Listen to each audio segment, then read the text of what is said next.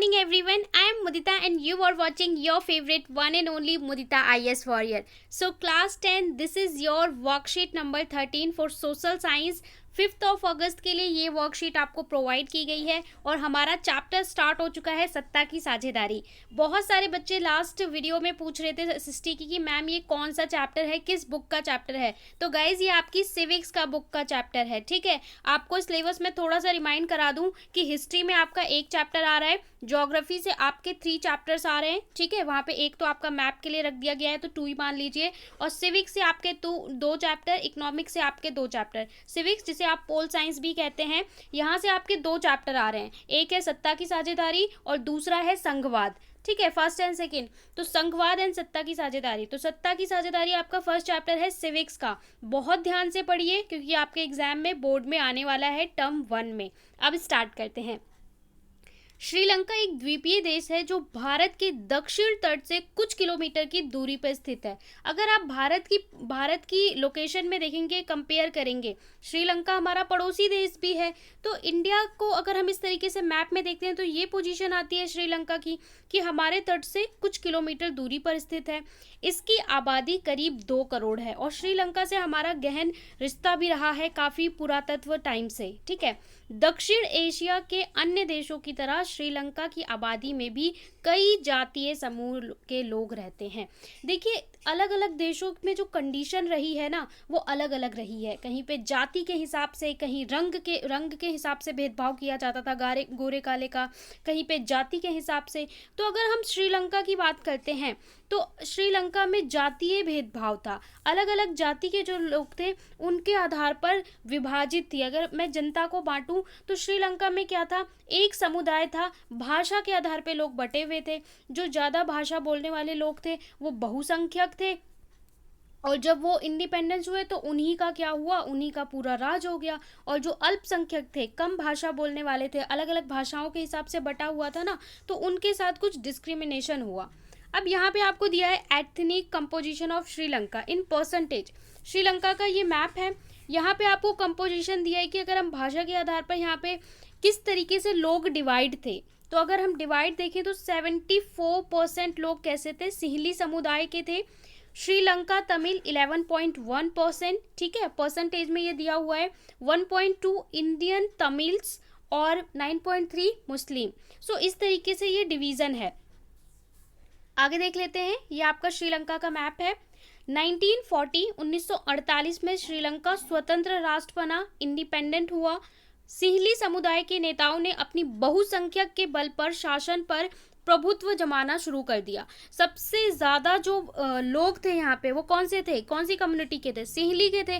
तो जब इनको 1948 में एक स्वतंत्र राष्ट्र बन गया, इंडिपेंडेंट कंट्री बन गई, तो जो बहुसंख्यक थे कौन थे, सिंहली थे बहुसंख्यक, अपने बल पर प्रभुत्व जमाना शुरू कर दिया। इस वजह से लोकतांत्रिक रूप से निर्वाचित सरकार ने सिंहली समुदाय की प्रभुता कायम करने के लिए अपनी बहुसंख्यक परंपरा के तहत कई कदम उठाए। ठीक है, तो क्योंकि इन्होंने क्या किया कि सबसे ज़्यादा जो लोग थे वो सिंहली समुदाय के थे, तो सरकार के गठन के बाद कुछ इन्होंने डिसीजंस लिए, किसके लिए, सिंहलियों के फेवर में। ठीक है, अगर हम आपके लिए एक कंट्री है, इस कंट्री को अगर मैं डिवाइड करूं 1 2 3 4, तो जहां पे आप देखिए 74%, मतलब ये पूरा परसेंट सिंहली समुदाय है, इसमें से भी थोड़ा परसेंट सिंहली समुदाय है, और इतने में जो ये बचा हुआ इतना पोर्शन है, इसमें बाकी समुदाय के लोग विभाजित हैं। तो सिंहली का क्या था, देखिए इतना पोर्शन आपका सिंहली वालों का आ रहा है, लोगों का। तो इन्होंने क्या किया, कुछ ऐसे नियम बना दिए, कुछ ऐसे रूल्स बनाए जिससे सिंहलियों को और ज़्यादा प्रोत्साहन मिला। तो वो रूल्स क्या थे, 1956 के कानून के द्वारा उठाए गए कदम, क्या कदम उठाए गए थे, सिंहली को एकमात्र राजभाषा बना दिया गया और इस प्रकार तमिल भाषा की उपेक्षा की गई। देखिए, भाषा के आधार पर किस तरीके से आप ये सत्ता की साझेदारी समझिए, चैप्टर का जो मूल है उसको समझने की कोशिश करिए। सत्ता की साझेदारी, पावर शेयरिंग का मतलब क्या है, आपको रियल केस स्टडी पढ़ाया जा रहा है, इसी को हम बोलते हैं केस स्टडी। ये आपको श्रीलंका की केस स्टडी बताई जा रही है।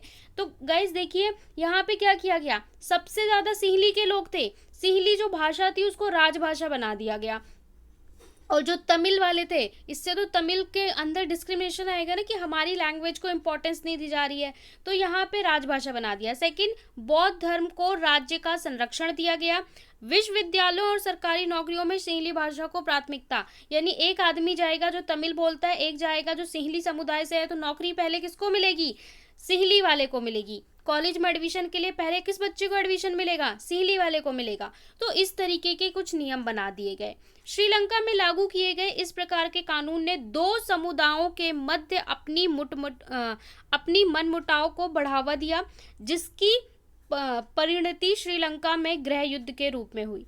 तो इस प्रकार से जो मतलब भेद था ना, वो उभर के आ गया। अब देखिए, लोग जो रह रहे हैं देश में, कंट्री में, वो कितना भी मतभेद हो मिलजुल के रहते हैं, ठीक है, चाहे आप इस कम्युनिटी के हो चाहे इस कम्युनिटी के हो, मिलजुल के रह रहे हैं। अब आप कुछ ऐसे कानून बना दोगे, सरकार कुछ ऐसे कानून बना दे जहाँ पे इनके बीच पूरी दीवार खड़ी हो जाए, तो अब जो इनका मनमुटाव है वो सामने उभर के आ जाएगा, जिसके कारण क्या हुए? गृह युद्ध, छुटमुट लड़ाइयाँ, गृह युद्ध, अपने ही देश के अंदर लड़ाइयाँ। जब सरकार ने ये किया कि भाई जो सिंहली वाले हैं इनको हम नौकरी में फ़ायदा देंगे, कॉलेज एडमिशन में देंगे, इसी भाषा को हमने राजभाषा बना दिया, तो क्या होगा? आप ही सोचिए कि आपकी क्लास में बच्चों को डिवाइड कर दिया जाए किसी भी कास्ट के हिसाब से, कम्युनिटी के हिसाब से, ठीक है, किसी भी लेबलिंग के हिसाब से डिवाइड कर दिया जाए, और जिस कम्युनिटी के बच्चे सबसे ज़्यादा हों, ठीक है, किसी भी आधार पे कर सकते हैं, रंग भेद के आधार पर किसी भी, और जिस कम्युनिटी के बच्चे सबसे ज़्यादा हो उन्हीं लोगों को फेवर्स में, उनके फेवर्स में ही कानून बना दिए जाएं,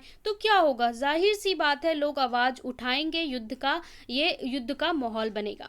आगे देख लेते हैं।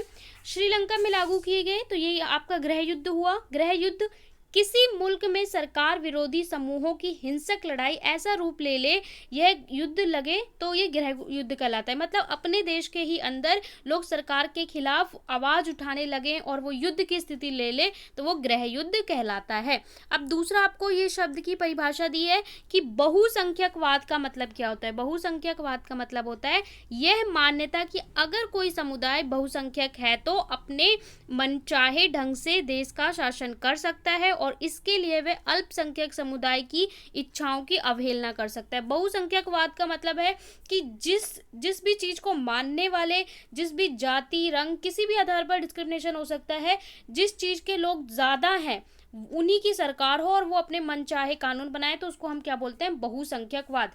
फॉर एग्जाम्पल, किसी देश में रंग भेद है, ठीक है, काले और गोरे का, तो क्या हुआ? जो लोग गोरे हैं उन्हीं की सरकार बन गई, उन्हीं के ज्यादा लोग हैं, उन्हीं की गवर्नमेंट बन गई, वो उन्हीं के फेवर में कानून बनाए, तो ये बहुसंख्यकवाद होगा। अब देखिए, आपको यहाँ पे दो प्रश्न दिए हैं इसके आधार पर, ये केस स्टडी क्वेश्चन है, तो केस स्टडी को बहुत ध्यानपूर्वक समझिए। एग्जाम में आपको केस स्टडी भी मिलेगा, ठीक है, तो ध्यान से समझिए। केस स्टडी आपको दिया जा सकता है, आप क्लास 10 के स्टूडेंट हैं, सिविक्स में भी मिलेगा और इकोनॉमिक में भी केस स्टडी मिलता है। आपको सही विकल्प चुनना है, सही विकल्प का चयन कीजिए। श्रीलंका के संदर्भ में कौन सा असत्य है? देखिए, सत्य और असत्य, बच्चे ना जो नहीं लिखा होता है, असत्य लिखा होता है, उसको थोड़ा सा जल्दी जल्दी पढ़ने में भूल जाते हैं एग्जाम टाइम में। अभी तो पढ़ लेंगे एग्जाम टाइम में, तो ये मिस्टेक्स ना करें। कौन सा गलत है पूछ रहा है, तो श्रीलंका वर्ष 1948 में स्वतंत्र हुआ, हाँ जी सही बात है। इसके बाद बोल रहा है तमिल श्रीलंका का सबसे बड़ा जातीय समूह है, तो क्या तमिल है? भैया तमिल के साथ तो इतना भेदभाव कर रहे हैं, ठीक है, तो नहीं, गलत बात है, तो ये आपका हो जाएगा गलत। उसके बाद यह भारत के दक्षिण तट से कुछ किलोमीटर है, तो ये भी सही बात है। इनमें से कोई नहीं, तो ये तो आपका होगा नहीं। तो इस प्रश्न के लिए आप कौन से उत्तर को चुनेंगे? बोला है कौन सा असत्य है? बी वाला असत्य है, तो आपका ऑप्शन क्या हो जाएगा? बी। इसके बाद आपसे बोल रहा है निम्नलिखित में से कौन सा श्रीलंका के 1956 के कानून की विशेषता या विशेषताएं हैं, ठीक है, पहले का आपका बी हो गया। कौन सी विशेषता है 1956 की? तो बौद्ध धर्म को राज्य का संरक्षण दिया गया, सही बात है।